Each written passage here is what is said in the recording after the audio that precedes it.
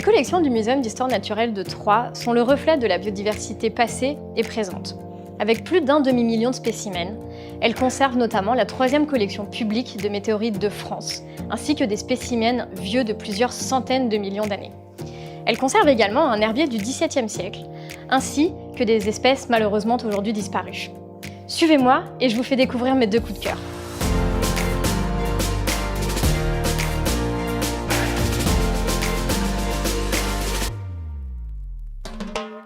Le pangolin est un mammifère méconnu et pourtant unique en son genre. En effet, c'est le seul mammifère dont le corps est presque entièrement recouvert d'écailles.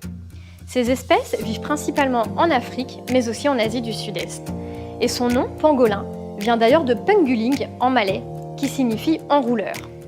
Cette espèce s'enroule autour d'elle-même quand elle est apeurée, de même que les hérissons. Mais c'est surtout le mammifère le plus braconné au monde.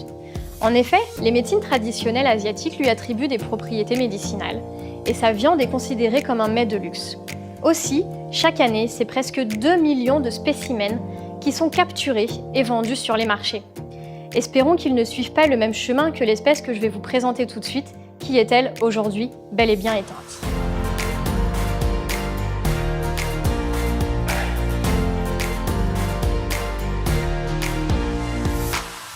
La huppe de Bourbon, comme son nom l'indique, est un oiseau endémique de l'île Bourbon, c'est-à-dire l'île de la Réunion. C'est un oiseau qui ne vivait que sur cette île-là. Qui ne vivait car malheureusement aujourd'hui, c'est une espèce disparue. Elle s'est éteinte dans les années 1850 pour 3 raisons majoritairement liées à l'homme. La chasse, l'apparition de nouvelles maladies avec les colons et également l'apparition de rats qui ont été apportés via les bateaux.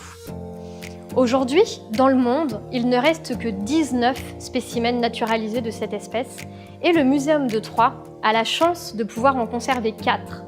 Ils nous ont été envoyés en 1838 par le docteur Cholmet, qui était un docteur d'origine troyenne installé sur l'île Bourbon.